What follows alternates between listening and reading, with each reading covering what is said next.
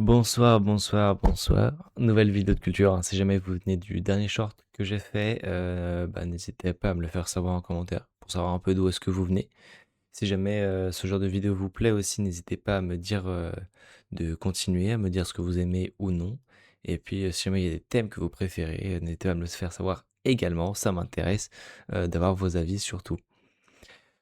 Pour ceux qui me connaissent pas, je fais du développement personnel et du coup ces vidéos m'aident à faire du développement personnel sur la culture, donc à me cultiver et à avoir un peu plus de motivation pour accomplir des choses dans mes journées.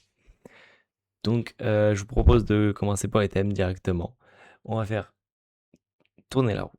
Donc nous avons architecture, ça je pense que ça va être quelque chose qui va bien m'intéresser, le sport et la musique. La musique, ça peut être assez large. Donc ça, le sport, je sais pas trop sur quoi ça va porter. En tout cas, j'espère que ça va être des très bons thèmes comme ceux de la dernière vidéo. Pour ceux qui savent pas, dernière vidéo, j'ai vraiment adoré la faire. Les thèmes étaient incroyables. Donc, pendant que je cherche le premier qui était architecture, je vous dis, n'hésitez pas à vous abonner, à liker, à partager, à commenter un maximum. Ça me soutient énormément, que ce soit dans la chaîne ou même à continuer à faire ça et du coup à m'améliorer moi dans mon développement personnel. Donc juste avant de commencer avec l'architecture et on passera sur le thème du Big Ben qui pèse plus de 13 tonnes. La plupart des gens pointent du doigt la tour néo-gothique qui domine la Tamise en l'appelant Big Ben. C'est une erreur géographique et technique. Ce que vous voyez est la Elizabeth Tower, un édifice de 96 mètres de haut achevé en 1859. Big Ben n'est pas la tour, ni même l'horloge aux quatre cadrans, mais uniquement la cloche massive cachée derrière les persiennes de pierre. Ce colosse de métal pèse exactement 13,7 tonnes, soit l'équivalent de 2 éléphants d'Afrique bien portants. Cette cloche, aussi appelée The Great Bell, est le cœur battant du palais de Westminster. Elle a été coulée dans la fonderie de Whitechapel, la même qui a donné naissance à la Liberty Bell américaine. Son poids est tel qu'il a fallu 18 heures pour la hisser jusqu'à Beffroi à l'aide d'un treuil manuel. Elle ne sonne pas seulement les heures, elle définit l'identité sonore de Londres avec une note de mi naturelle qui vibre à travers toute la ville. Lors de sa première installation, la cloche originale s'est brisée après seulement quelques mois, car le marteau utilisé était beaucoup trop lourd. Mais comment un tel monstre de métal a-t-il pu être baptisé ainsi? Le nom de Big Ben ne vient d'aucun décret royal ou de texte officiel. Deux théories s'affrontent pour expliquer ce surnom devenu universel. La plus probable pointe vers Sir Benjamin Hall, le commissaire aux travaux publics dont le nom est gravé sur la cloche. Hall était un homme d'une stature importante, et ses collègues parlementaires auraient commencé à appeler la cloche ainsi par dérision d'affectueuse. L'autre piste mène vers Benjamin Count, un champion de boxe poids lourd de l'époque, lui aussi surnommé Big Ben en raison de ses 108 kilos, un poids record pour le 19e siècle. Techniquement, la cloche est un exploit de fonderie qui cache une blessure de guerre. En 1859, peu après son utilisation, elle s'est fissurée sous l'impact du marteau. Plutôt que de la refondre intégralement, ce qui aurait coûté une fortune, les ingénieurs ont simplement pratiqué une petite entaille carrée pour empêcher le métal et la fissure de se propager. Ils ont ensuite fait pivoter la cloche de 90 degrés pour que le marteau frappe à un endroit intact. C'est précisément cette fissure, jamais réparée, qui donne à Big Ben son timbre si particulier, légèrement désaccordé et chargé d'harmoniques impures. Pour ajuster la précision de l'horloge, les gardiens ajoutent ou retirent de simples pièces de 1 penny sur le sommet du pendule géant, modifiant ainsi son centre de gravité de quelques millimètres seulement. Voilà, assez court, assez simple, assez simple, pas à lire parce que, ouais, si jamais vous avez vu mon dernier short, je suis exténué. Voilà. Donc, exténué, j'arrive un peu pas trop à lire là. D'habitude, j'arrive mieux, je suis plus éloquent, tout ça. Là, je vous avoue que c'est compliqué. On passe sur le sport. Le sport. Je vais en trouver, hein.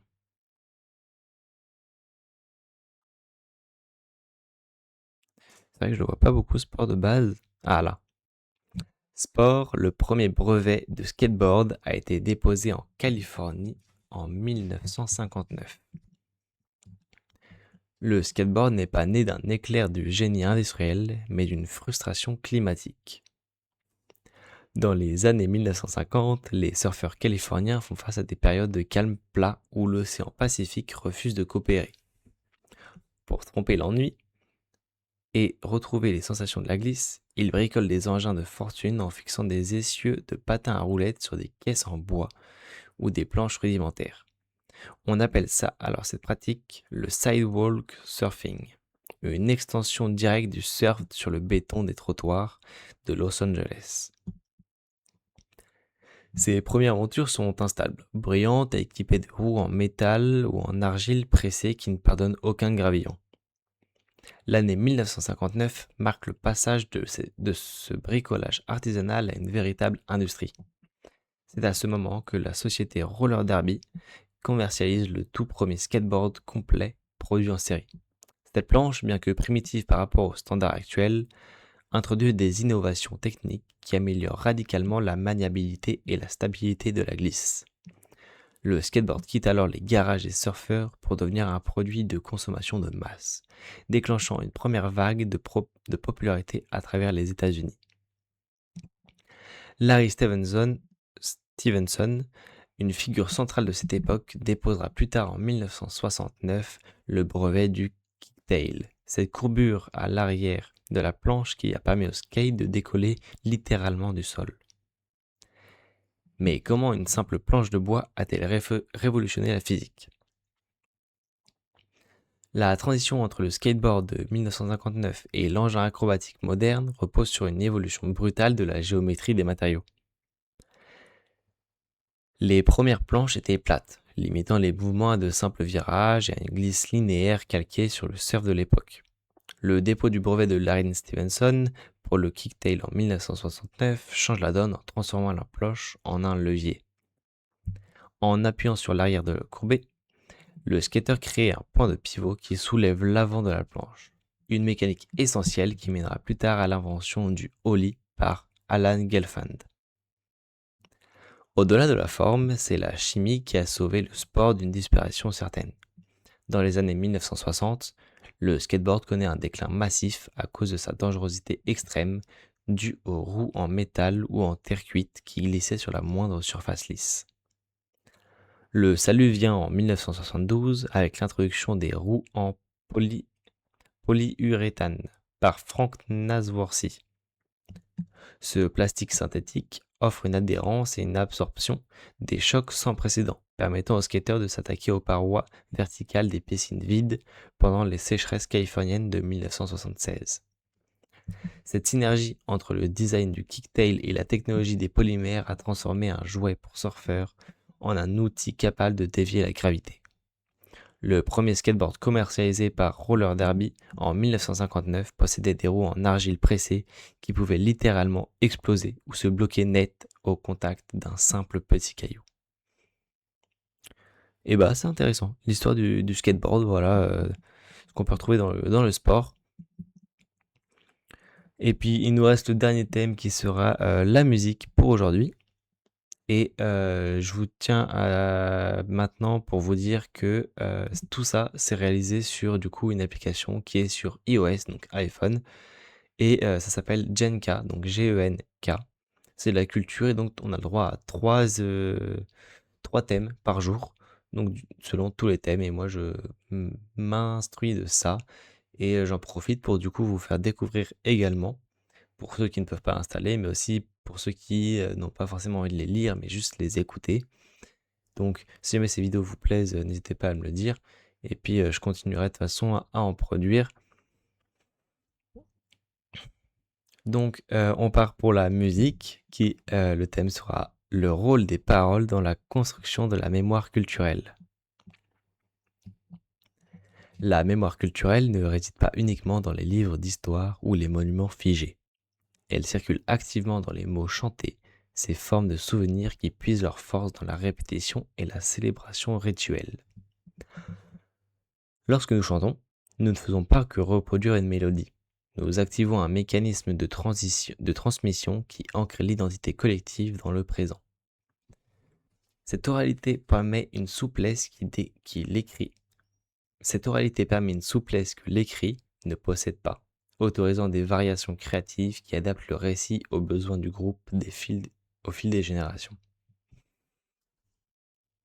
Ces paroles deviennent des archives vivantes, particulièrement pour le peuple dont l'histoire a longtemps reposé sur la tradition orale plutôt que sur la trace écrite. Elles définissent qui nous sommes en marquant notre place dans une lignée, transformant le passé en une expérience partagée plutôt qu'en un simple liste de faits. Le témoignage chanté sert l'histoire tout en lui offrant une dimension émotionnelle que les documents officiels peinent parfois à capturer. Mais comment ces paroles réussissent-elles à survivre au temps sans se déformer? La survie de ces récits chantés repose sur une tension permanente entre la fidélité du passé et la nécessité de rester pertinent pour ceux qui la portent aujourd'hui. Chaque interprétation est un acte de reconstruction, où le chanteur devient le gardien et l'interprète d'une mémoire qui se refuse de se figer. Ce processus n'est pas simplement une répétition mécanique, mais une activité centrale de création identitaire, en modifiant subtilement un refrain ou en accentuant une strophe. Le groupe ajuste son héritage pour qu'il résonne avec ses réalités actuelles, évitant ainsi que la mémoire ne devienne une réplique poussiéreuse. Cette malléabilité est ce qui protège la culture de l'oubli collectif. Ce corollaire inévitable de toute mémoire, là où une archive écrite peut rester lettre morte si personne ne le consulte, une chanson, elle, exige d'être réactivée par la voix pour exister. Elle s'inscrit dans un cycle de célébration où le corps et l'émotion participent à la rétention de l'information. C'est précisément cette dimension rituelle qui assure la pérennité du savoir, car elle lie la transmission à l'expérience sensorielle de la communauté. L'histoire officielle, souvent portée par des institutions, cherche à fixer le passé pour la transformer en objet d'étude, tandis que la mémoire culturelle chantée cherche à l'habiter. Cette distinction est cruciale.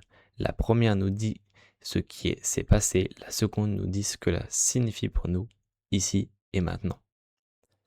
Les recherches sur les traditions orales montrent que les structures répétitives des chansons, comme les rimes ou les refrains, agissent comme des encres mémorielles, facilitant la mémorisation de milliers de vers sans aucun support matériel. Il est fascinant de noter que certaines épopées orales, conservées uniquement par le chant, peuvent atteindre une longueur dépassant les 100 000 vers, une prouesse cognitive rendue possible par la musicalité du langage. Donc voilà, nous avons fini pour aujourd'hui. Je vois qu'il fait beaucoup plus sombre parce que la caméra est déréglée, et ça je m'en excuse. Pour ceux qui ne le savent pas, je filme sur mon PC portable d'une qualité médiocre. Voilà, faut le dire. Donc je fais de mon mieux à chaque fois, je dois régler la caméra comme je peux. Mais dès que ça s'assombrit, dès que ça s'éclaircit un peu, les paramètres changent totalement. Donc là on me voit encore, ça va. Mais il fallait pas que je fasse 15 minutes plus tard. Donc si jamais cette vidéo vous a plu, n'hésitez pas à me le faire savoir, comme je vous l'ai dit, à vous abonner, à partager et à mettre au moins à cliquer sur les vidéos. Rien que ça me fait extrêmement plaisir. Et si vous les regardez, c'est encore mieux. Alors moi je vous dis sur ce, à plus.